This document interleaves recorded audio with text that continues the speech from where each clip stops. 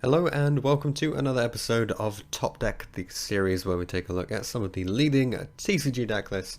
And here we are, a few days after the YOS 3v3 finished off, a massive online event with a £1,000 prize pool. And first place list you may have already seen up on the Disciples channel.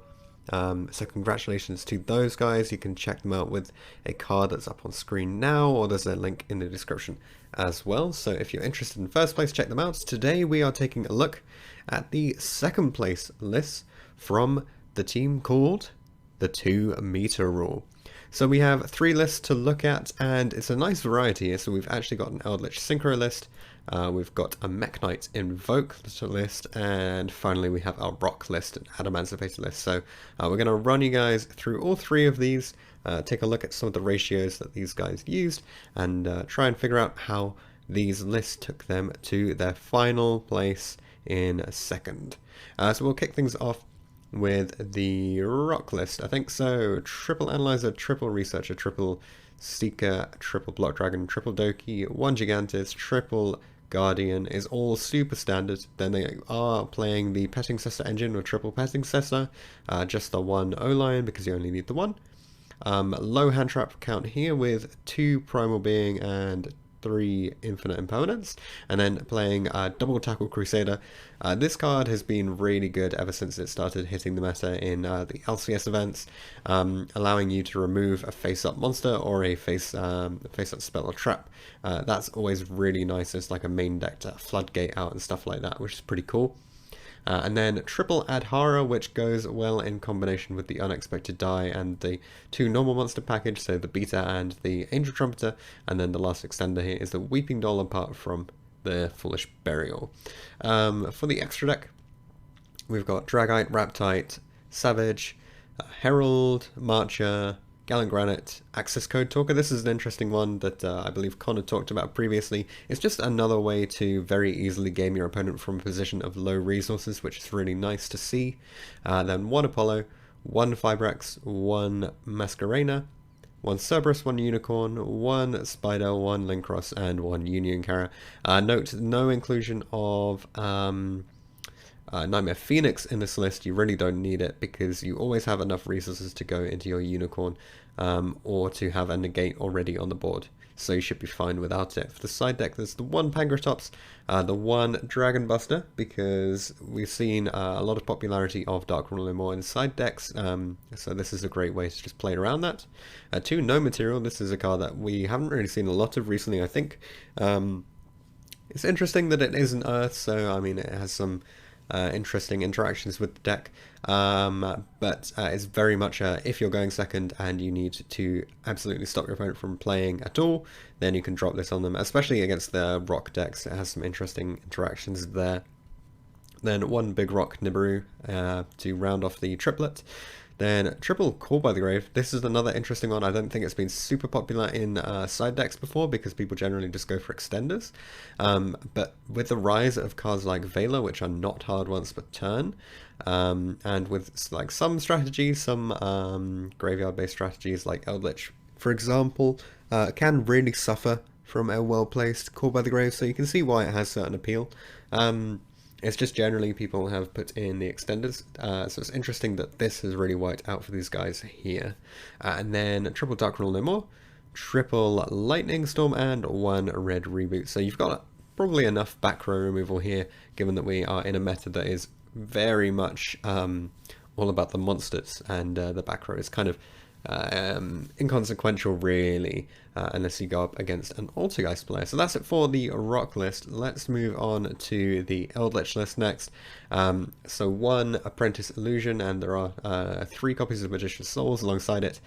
Then a bunch of 2 of hand traps, so 2 Ash Blossom, 2 Vela, and 2 Ghost Mourner, and then 3 Nibiru and 3 Imperm. So easily Imperm and Nibiru are the most popular go-to hand traps to play, so it makes sense that you'd max out on those. But I do think it's quite interesting they've opted to play the Ghost Mourners over the 3rd Vela and the 3rd Ash here. So that was an interesting one. But then I guess Ash is obviously only once per turn, same with the Ghost Mourner as well there. Then the one Despot 001, you only need one copy, even if you draw it, it's absolutely fine anyway. Triple Jet, double O-Lion. There are some ways to play around opening one of these, but it does make your extra deck a little bit funkier, so it's not always the best one. And triple Eldland, just one copy of White Destiny, which is pretty standard for the synchro versions of the deck. Then triple Tuning, triple Conquistador, triple Sanguine, triple YuGiOh, and then those imperms that we've already mentioned. For the side deck, we've got the third Ash Blossom, and then the Gamma package. I really like this one. Instant needle fiber access if your opponent is willing to hit your like tuning or your Eldland, which is really cool. So definitely a great one to keep an eye on. And then once again called by as an option in the side deck. Again, potentially it's from having to deal with those multiple hand traps there. Triple Cosmic Cyclone, triple Judgment, and the one Golden Land Forever. I think most people are generally siding one or two of these at the moment. And then I think the Cyclone is really interesting because you do have to be able to out floodgates occasionally with this kind of deck. But I think, so one of the big places of impact is you can actually banish your opponent's Buster with this if you bait the rest of the board.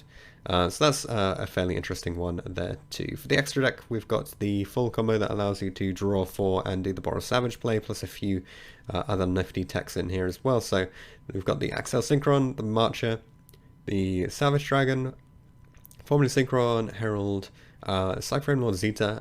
In case you don't know what this does, quick effect, you get to target an opposing special summon monster that's face-up attack and banish it and this card until the next standby. So it's a little bit like a Farfa, a little bit like a Doomlord, so it's always pretty nice there. And the one TG Hyper Librarian, the access code talker again, just quick OTK enabler here. The one Paragade Borg blocker for the combo, one Blackluster Soldier for when you have enough high-level bodies on the board and you just need something that your opponent cannot beat. Double Halki Fibrax, one Linkross, one Linkuriboh, and finally the one Auroradon. So you've got one way to go into the full combo if your opponent doesn't hand trap the Fibrax. And then after that, you can carry on doing the rest of your plays, try and work your way up into the access code talker for the following turns, basically there. Alright, and the final list is the Mekk-Knight Invoked list. So we have triple Alistair, one Pancratops, one Effect Veiler, triple Phantasme, double Ghost Mourner, triple Blue Sky, one Indigo Eclipse, triple Purple, one Red, one Rainbow Dragon, one Candina, one Corobane, and one Neos, and you know what's coming up soon in the extra deck then. And then triple Dark Rule No More, double Invocation, triple Meltdown, one Mind Control because it's going second list, and then the triple Neos Fusion, allowing you to fusion summon using monsters from your hand, deck, or field, ignoring the summoning conditions of the guy that you're going to bring out. That's pretty bonkers. Running triple of this is really interesting as well because it means you aren't super reliant on getting through to your Verte in your Anaconda in the extra deck, so this is pretty nice, I think. It's definitely one to keep an eye on. And then one Terraforming and the one Light Sage, so either one of these or even the Candina on its own, all three of those give you instant access to the Anaconda, which gives you access to the big guy in the extra deck, and then 2 Memory, triple Impermanence, and 1 Secret. Secret alongside Memory is pretty interesting for when you just need to disrupt your opponent there. And then for the extra, we've got 1 Orchides, triple Macabre, 1 Purgatrio. You don't need any more invoked monsters, but you do need 1 more fusion, and that will be the Rainbow Neos, allowing you to completely wipe your opponent's monsters or spells or traps or their graveyard. Generally in this format it's going to be the monsters, just shuffling them all away, non-targeting. It's pretty bonkers. And then we've also got 1 Pleiades, 1 True King of All Calamities, 1 Access Code Talker, 1 Invoker of Madness, Linkross, Morningstar, Anaconda, Almirage, Secure Gardener, and then for the side deck, 1 Scythe alongside double Sanctum, double Nibiru, not opting to play the third one, and then double Cyclone. Again, I guess this was a popular choice amongst the team. And then double Lightning Storm and double Mystic Mine, which can be really strong if you can Mystic Mine a big board and then put up a Purgatrio and just attack everything for game. 1 Raid Reboot, double There Can Be Only One, the Sanctums we already mentioned, and the Trap Trick. So Trap Trick allowing you to get either the Impermanence or the Sanctum, depending on what you most need at the time. But those are the 3 lists. It's interesting that the players decided not to play anything that was at all identical. There are a few texts that were mirrored across the lists, like the inclusion of Cyclone and Caught by the Grave and the use of the Ghost Mourners. And then in all cases, Nibiru and the Impermanence being the big hand traps to go with.